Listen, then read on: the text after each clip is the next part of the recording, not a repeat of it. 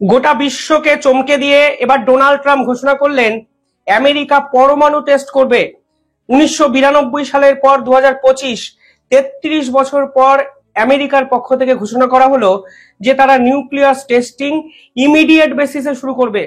South কোরিয়াতে এই মুহূর্তে আছেন ডোনাল্ড ট্রাম্প এবং ডোনাল্ড ট্রাম্পের সঙ্গে চায়নার প্রেসিডেন্টের মিটিং এর আগে ডোনাল্ড ট্রাম্প পরিষ্কার ঘোষণা করলেন তিনি ইমিডিয়েটলি আমেরিকার যে ডিপার্টমেন্ট অফ ডিফেন্স তাদেরকে স্পষ্ট নির্দেশ দিয়েছেন যে নিউক্লিয়ার টেস্টিং শুরু করার জন্য। এবং গোটা বিশ্ব রীতিমতো চমকে গেছে ডোনাল্ড ট্রাম্পের এই সিদ্ধান্তে, কারণ যিনি দুদিন আগে শান্তির জন্য নোবেল পুরস্কার দাবি করেছিলেন তিনি আবার পরমাণু বোমার টেস্টিং এর জন্য আমেরিকার যে সেনাবাহিনী তাদেরকে নির্দেশ দিলেন। এবং সব মিলিয়ে গোটা বিশ্বতে নতুন করে কোল্ড ওয়ারের ছায়া। একদিকে রাশিয়া যারা ঠিক দুদিন আগে ক্রুজ মিসাইল টেস্ট করে আমেরিকা এবং গোটা বিশ্বকে গোটা ইউরোপকে নাগালের মধ্যে নিয়ে এসছে, এবং পরবর্তীকালে ডোনাল্ড ট্রাম্পের এই ঘোষণা অন্তত এটা স্পষ্ট করে দেয় যে রাশিয়া বনাম আমেরিকা নিজেদের মধ্যে কিন্তু যুদ্ধের প্রস্তুতি নিতে শুরু করলো, এবং তা যদি সত্যি বাস্তবের রূপ নেয় তা কিন্তু ভয়ঙ্কর হতে চলেছে। ঠিক দুদিন আগে রাশিয়ার পক্ষ থেকে ক্রুজ মিসাইল টেস্টিং করা হয়েছিল, যার রেঞ্জ কিন্তু 14,000 কিলোমিটার ছিল, এবং রাশিয়া ঘোষণা করে দিয়েছিল যে আমেরিকা কিংবা ইউরোপ কিংবা ন্যাটো কিংবা ইউক্রেন যদি কোনো অবস্থাতেই রাশিয়ার সঙ্গে এই মুহূর্তে সমঝোতা না করে তাহলে রাশিয়া কিন্তু আরো ভয়ঙ্কর পদক্ষেপ নিতে পারে। আর আজকে ডোনাল্ড ট্রাম্প ঘোষণা করলেন যে তিনি আমেরিকার যে মিনিস্ট্রি অফ ডিফেন্স আছে তাদেরকে নির্দেশ দিয়েছেন নিউক্লিয়ার টেস্টিং ইমিডিয়েটলি শুরু করার জন্য। দেখুন, প্রধানত 4 ধরনের নিউক্লিয়ার টেস্টিং হয়, তার মধ্যে প্রথম দুটো ইম্পর্টেন্ট। প্রথমটিকে বলা হয় ফুল ইয়ার্ড টেস্ট, যেটি মাটির তলায় করা হয় কিংবা এমন একটি জায়গায় করা হয় যাতে কিন্তু গোটা বিশ্ব কেঁপে যেতে পারে, ভূমিকম্প হতে পারে। এবং আমেরিকা যদি সত্যি ফুল ইয়ার্ড টেস্ট করে তাহলে কি হবে তা আমরা সকলেই বুঝতে পারছি।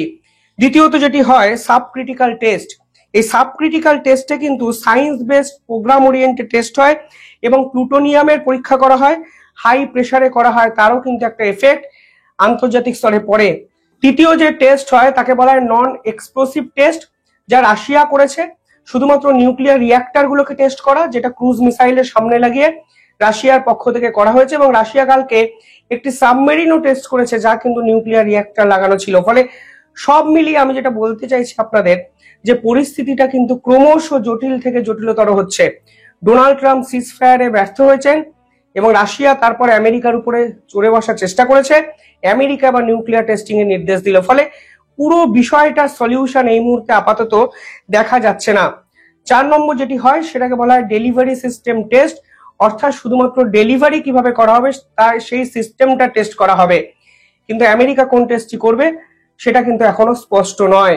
তবে এটা বাস্তব, অস্বীকার করার জায়গা নেই, 33 বছর পর কোন আমেরিকার প্রেসিডেন্ট আমেরিকার মিলিটারিকে নির্দেশ দিল যে পারমাণবিক টেস্টিং শুরু করো। এখানে ডোনাল্ড ট্রাম্প অন্যদের থেকে আলাদা, যে তিনি তার যাবতীয় ব্যর্থতাটাকে ঢেকে দেওয়ার জন্য যা ইচ্ছা করতে পারেন। গোটা পৃথিবী তার সমালোচনা করলেও তার কিছু যায় আসে না। তিনি বিশ্বের বৃহত্তম এবং শক্তিশালী রাষ্ট্রের প্রেসিডেন্ট, ফলে গোটা বিশ্বকে তিনি তার ইচ্ছে মতো নাচাবেন, যা ইচ্ছা তাই করবেন, গোটা বিশ্বের সেটাকে মেনে নিতে হবে। এই ঘোষণা যখন ডোনাল্ড ট্রাম্পের পক্ষ থেকে এলো তখন ভারত এবং রাশিয়ার মধ্যে ক্রুড অয়েল রিলেটেড একটি অত্যন্ত ইন্টারেস্টিং ডেভেলপমেন্ট এসছে।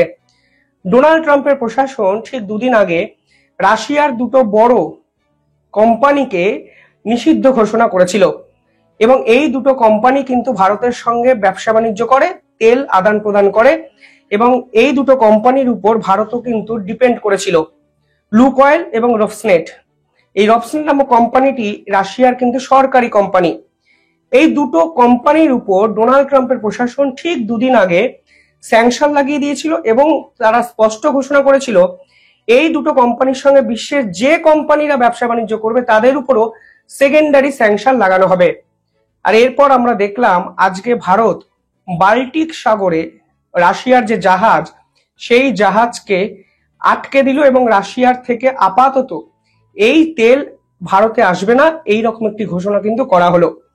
ভারতের পক্ষ থেকে অফিসিয়াল বিবৃতি দেওয়া না হলেও যেটা বোঝা যাচ্ছে তা হলো ডোনাল্ড ট্রাম্পের এই খামখেয়ালিপনা একদিকে নিউক্লিয়ার টেস্টিং এবং অন্যদিকে সেকেন্ডারি স্যাংশন লাগানোর হুমকি বা হুঁশিয়ারিতে ভারত একটুখানি ধীরে চলো নীতিতে বিশ্বাস করছে। কারণ এই মুহূর্তে তাড়াহুড়ো মানেই নতুন জটিলতা তৈরি হওয়া।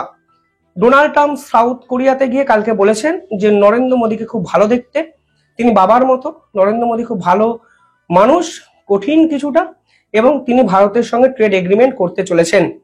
তারপরেই নিউক্লিয়ার টেস্টিং এর ঘোষণা, এবং তারপরে ভারতের পক্ষ থেকে এই পদক্ষেপ। একটা জিনিস স্পষ্ট হয়ে যাচ্ছে যে পুরো বিষয়টাই কিন্তু প্রতি মুহূর্তে নতুন নতুন ডেভেলপ হচ্ছে, যে ডেভেলপমেন্ট আসলে আন্তর্জাতিক স্তরে প্রভাব ফেলবে কিছুদিনের মধ্যেই। আজকে যে তথ্য আমাদের সামনে উঠে এসছে সেখানে বলা হয়েছে যে কিছুদিন আগে আমেরিকার ইউএস ট্রেজারি অফিসের পক্ষ থেকে, US treasury office of foreign কন্ট্রোলের পক্ষ থেকে রাশিয়ার দুই কোম্পানি রবসনেট এবং লুকঅয়েলকে স্পেশাল ডিজাইনড ন্যাশনাল লিস্টে ফেলে দেওয়া হয়েছিল। এর ফলে এই কোম্পানির সঙ্গে বাইরের যত কোম্পানি আছে তাদের ব্যবসা বাণিজ্য হঠাৎ করে বন্ধ হয়ে যায়।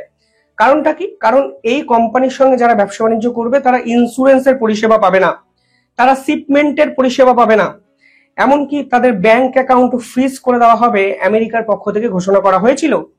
এবং এরপরেই দেখা যাচ্ছে যেহেতু পেমেন্ট ব্লকেজের একটা সম্ভাবনা তৈরি হয়েছে, যেহেতু ইন্স্যুরেন্স উইথড্র করা হচ্ছে এই কোম্পানির সঙ্গে যারা ব্যবসা বাণিজ্য করবে তাদের, যেহেতু সেকেন্ডারি স্যাংশনের একটা ভয় ধরিয়ে দেওয়া হয়েছে, তাই ভারতের রিলায়েন্সের মতো কোম্পানি আপাতত এই কোম্পানি থেকে তেল কেনা বন্ধ রাখছে। এবং যে তথ্য সামনে এসছে সেখানে বলা হচ্ছে রাশিয়ার একটি জাহাজ আজকে রাশিয়ার একটি বন্দর, যে বন্দরের নাম প্রিমক্স পোর্ট, সেখান থেকে ভারতের উদ্দেশ্যে রওনা হয়েছিল। কিন্তু রওনা হওয়ার পথেই ডোনাল্ড ট্রাম্প নিউক্লিয়ার রিয়াকশনের একটা হুমকি বা হুঁশিয়ারি দেন। ফলে এই জাহাজটিকে বাল্টিক সাগরের কাছে কিন্তু ইউটার্ন নিতে বাধ্য করা হয়। ফলে এই পার্টিকুলার জাহাজটি জার্মানি ও ডেনমার্কের মাঝে এই ফেমার্ন বেল্টের কাছে কিন্তু আটকে পড়ে এবং সেটি রাশিয়ার অভিমুখে ফের একবার ঘুরে যায়।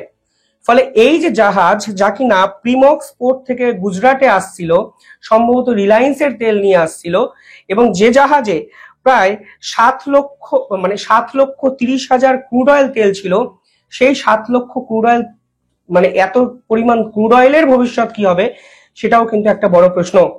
সেই জাহাজটির নাম ছিল ফিউরিয়া। এই ফিউরিয়াকে কিন্তু ইউটার্ন নিতে বাধ্য করা হয় এবং সেটি জার্মানি এবং ডেনমার্কের মাঝে এখন আটকে আছে।